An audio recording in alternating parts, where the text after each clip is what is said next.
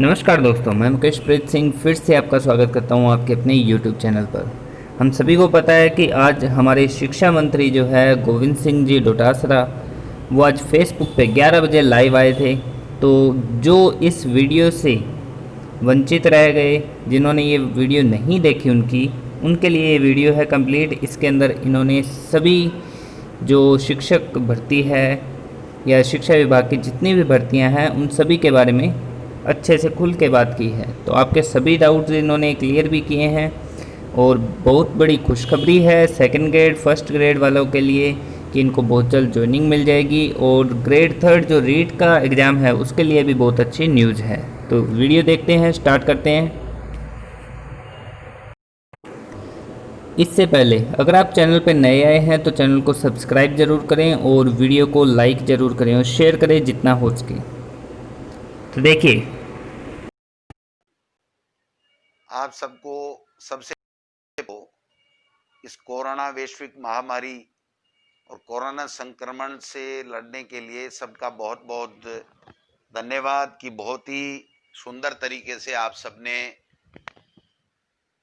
इस कोरोना महामारी संक्रमण को हराने के लिए सब लोगों ने काम किया। प्रदेश के लोगों ने, चाहे वो युवा वर्ग हो, चाहे वो हमारे शिक्षक साथी हों, चाहे नौजवान हों, सबने सरकार के साथ मिलकर के इस संक्रमण को हराने के लिए काम किया।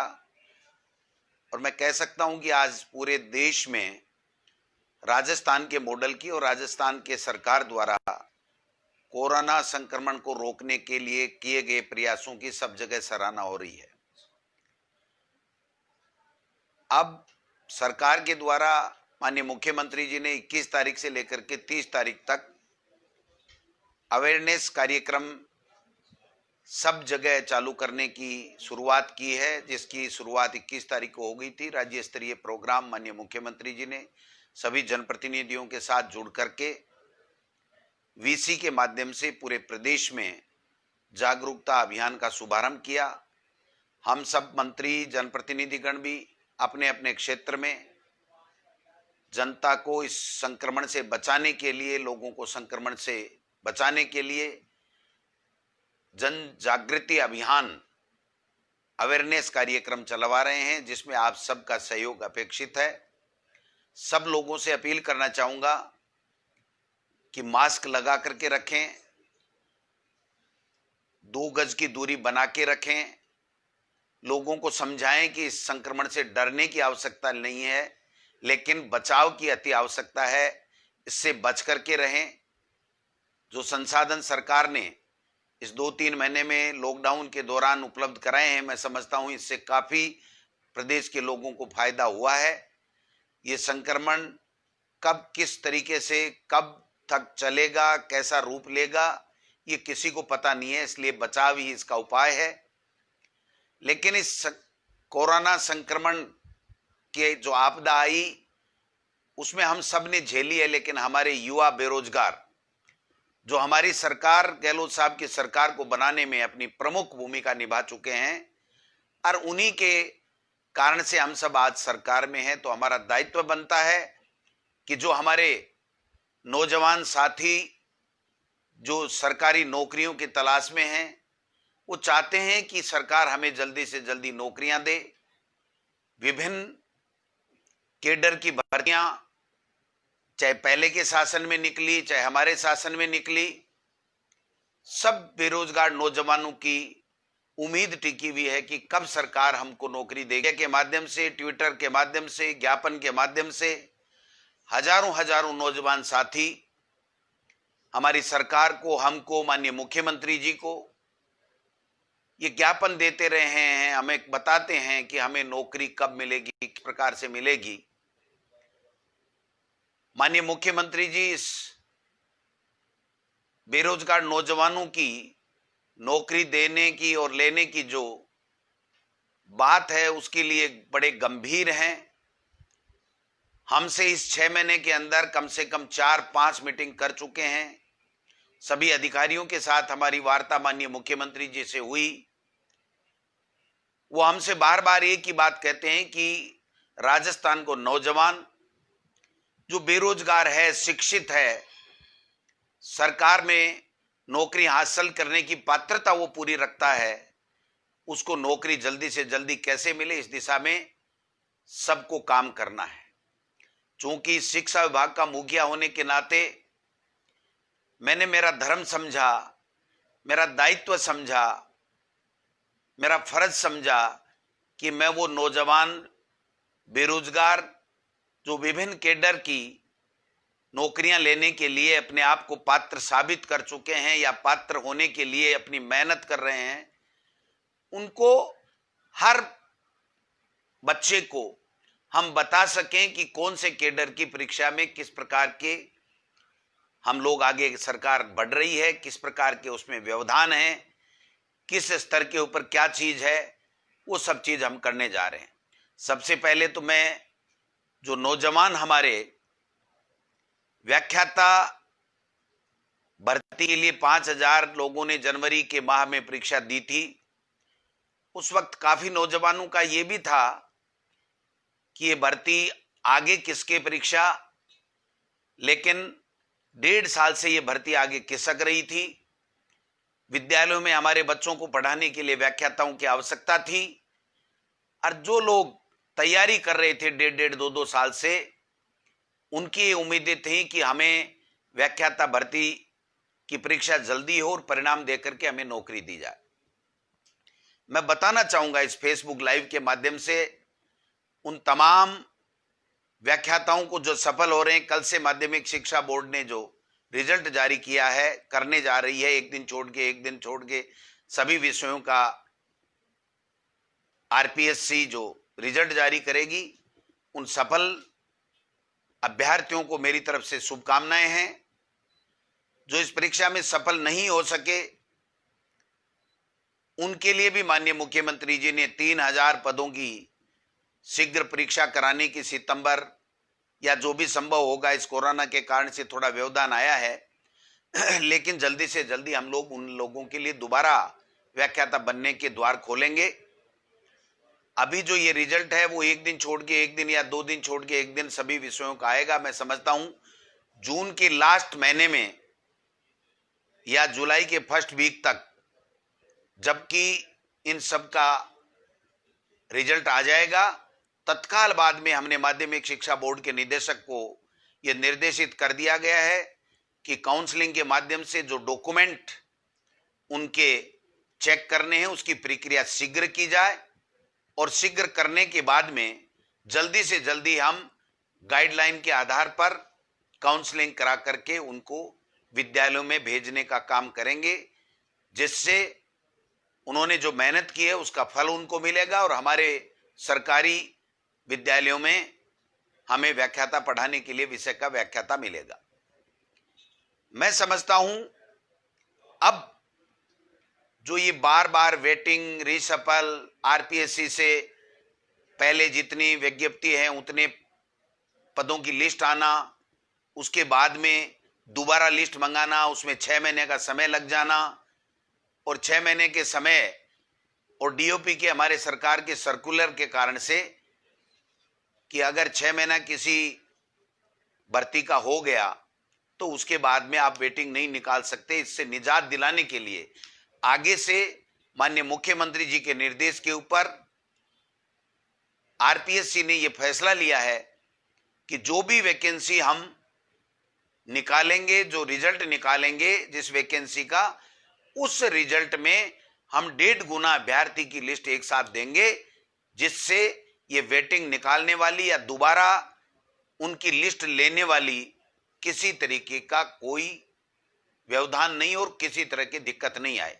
तो जो व्याख्याता की भर्ती निकल रही है, जिसका रिजल्ट अब आ रहा है, उसमें हर विषय के 1.5 गुना विद्यार्थियों, जो अभ्यर्थी सफल हुए हैं, उनकी लिस्ट आएगी। इसलिए हमें दोबारा इनसे मंगाने की जरूरत नहीं है। जो भी रिसफल या वेटिंग की लिस्ट है उसी में से उठा करके हम लोग पूरा करेंगे।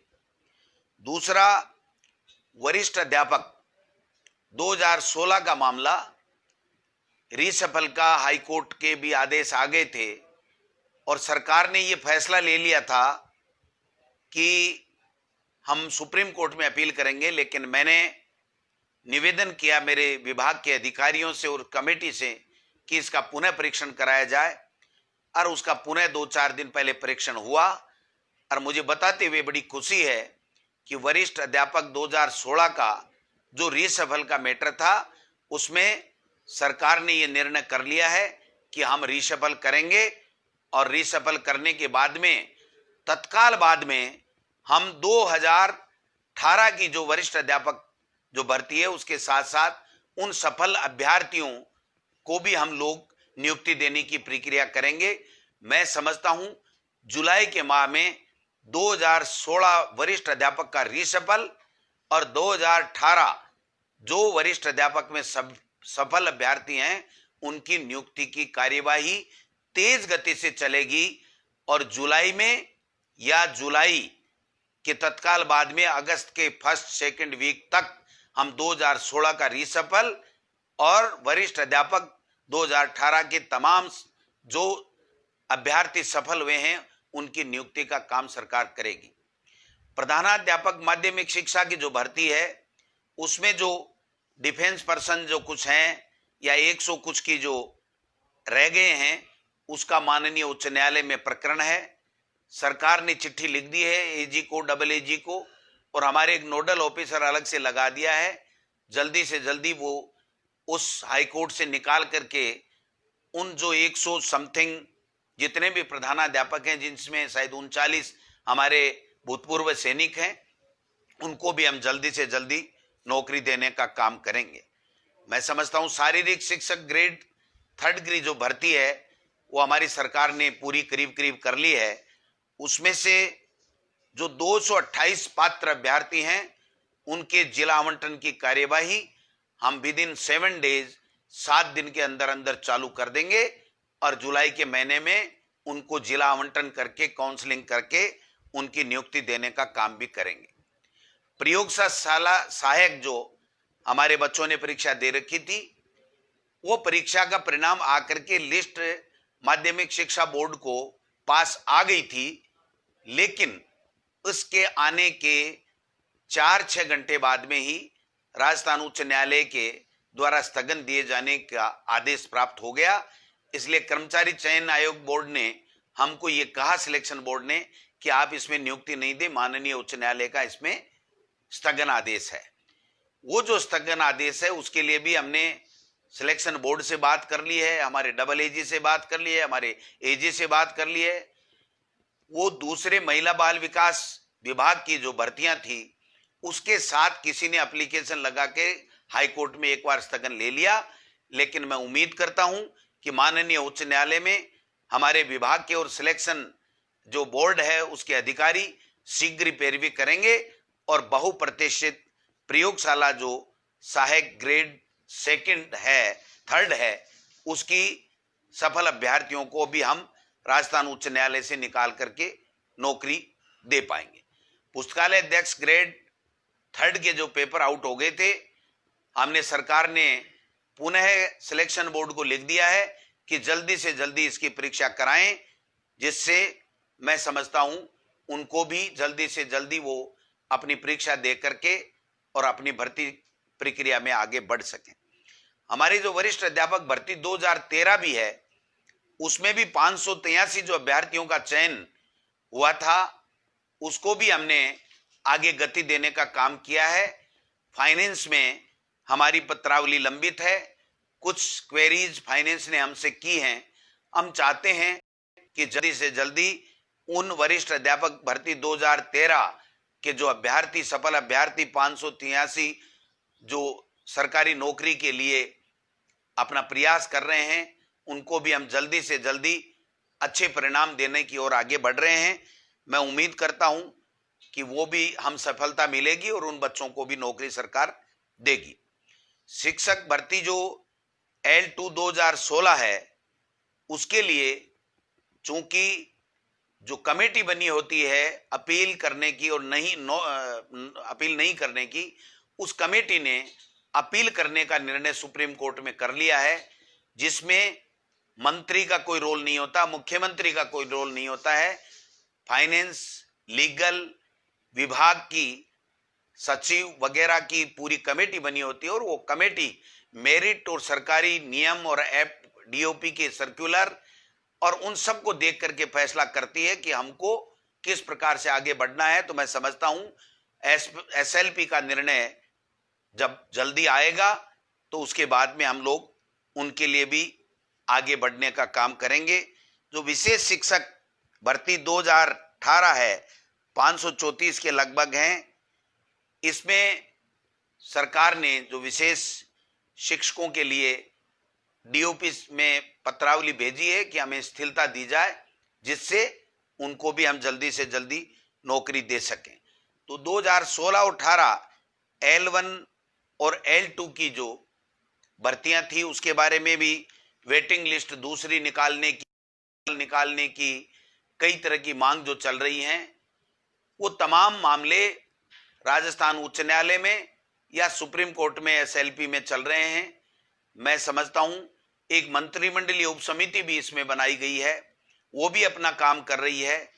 एक जो टीएसपी के बच्चों के लिए जो है उसमें भी 3rd ग्रेड के लिए एक अधिकारी समिति 4 अधिकारियों की आईएएस अफसरों की बनाई गई है। वो समिति भी शायद 26 तारीख को अपनी अंतिम बैठक कर रही है। तो मैं समझता हूं जल्दी उसमें भी हम लोग काम करने का काम करेंगे।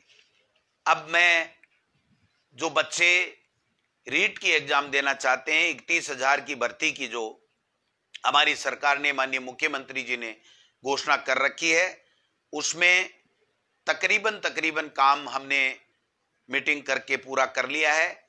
ये मीटिंग की आवश्यकता मित्रों इसलिए पड़ी कि जो पहले रीट टेट हमारी सरकार कांग्रेस के शासन में हुआ करती थी, उसमें 2 एग्जामें होती थी, किसी तरह की ज्यादा कोई दिक्कत नहीं होती थी। लेकिन भारतीय जनता पार्टी की सरकार आने के बाद में रीट उनकी घोषणा के मुताबिक कर दिया गया और रीट के कारण से 30% उनके एकेडमिक जो उनकी योग्यता है, उसके जो मार्क्स हैं उसके आधार पर दिए गए, जिससे बाहर के प्रदेश के काफी बच्चे, जिसमें कई तरह के ऐसे प्रकरण भी आए कि फर्जी डिग्री लेकर के उसमें मार्क्स ज्यादा दिखा करके और आगे थे, जिसके कारण से हमारे राजस्थान के बच्चे वंचित हो रहे थे। काफी समय से मांग आ रही थी कि रीट की जो भर्ती है उसमें 30% जो वेटेज हमारे ग्रेजुएशन आदि का है उसके बारे में सरकार पुनर्विचार करे। हमने हमारी भावना माननीय मुख्यमंत्री जी के समक्ष रखी। हमारे अधिकारी लेवल पर हमारी बैठकें हुई हैं और बैठकें होकर के उसमें कई बिंदु, कुछ वर्गों को रीट में पात्रता में स्थिलन देने का बिंदु था, कॉमर्स के विद्यार्थियों को सम्मिलित करने की बात थी, को वाले मुद्दे को दूसरे तरीके से अगर हम करना चाहेंगे तो भी हमें पंचायती राज एक्ट में रूल्स में जो संशोधन करना पड़ेगा। उसके लिए ऊपरी स्तर पे, उच्च स्तर के ऊपर काफी विचार विमर्श हुआ है।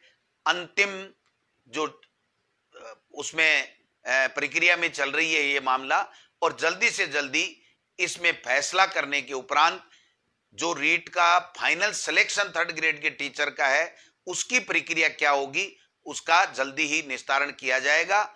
आप निश्चिंत रहें। सरकार ये चाहती है कि हमारे बेरोजगारों को नौकरी मिले, लेकिन गहलोत साहब की ये इच्छा है कि नौकरियां, भर्तियां कोर्टों में नहीं अटके। उससे पहले आप जितनी तैयारी करनी है कर लीजिए, लेकिन जब कोई बच्चा तैयारी करके एग्जाम देता है और उसको अगर तैयारी के लिए हम लोग तैयारी के साथ में वो एग्जाम देने के बाद में अगर कोर्टों में कहीं उलझ जाता है तो मैं समझता हूं वो दिक्कत वाली बात होती है। तो हमने प्रयास किया है कि हम जल्दी से जल्दी इस दिशा में आगे बढ़ें और कोर्ट में हमारा कोई मामला नहीं जा पाए, इस दिशा में हम लोग काम कर रहे हैं।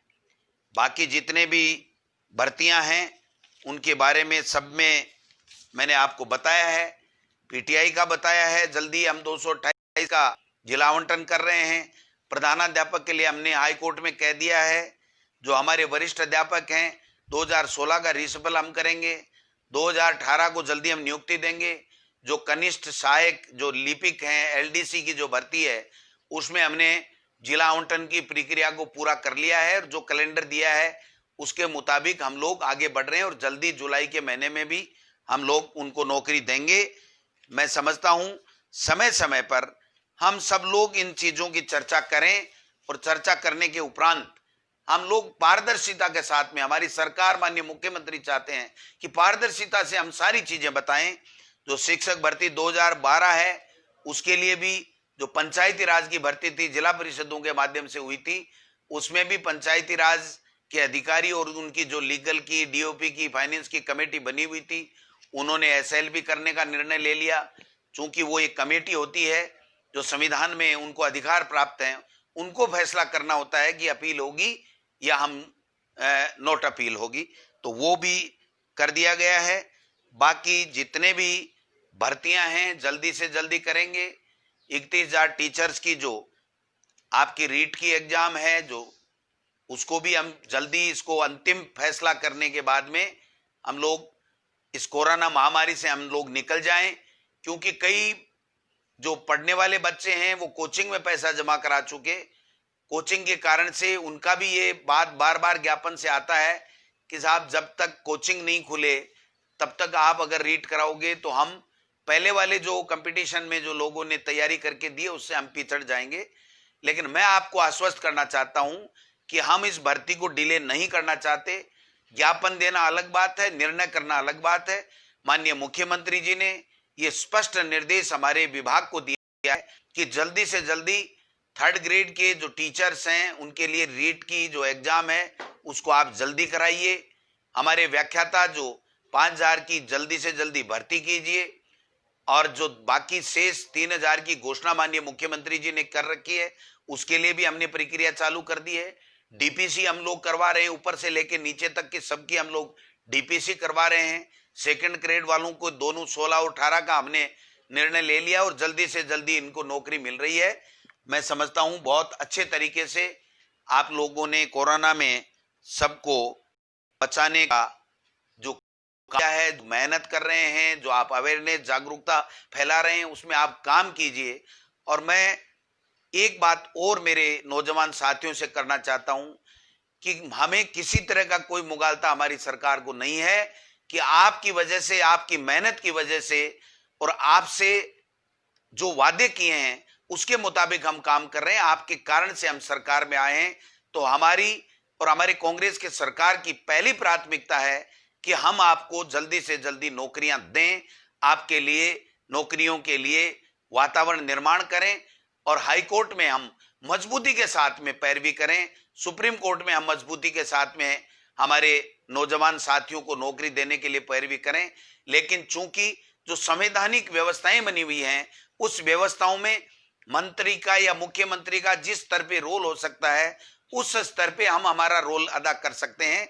लेकिन जो कॉन्स्टिट्यूशनल जो कमेटी बनी होती है जिसको अपील करने या नहीं अपील करने का जो अधिकार है वो अधिकार उन्हीं को प्रदत्त है, उसमें हम कोई किसी तरीके का नहीं कर सकते।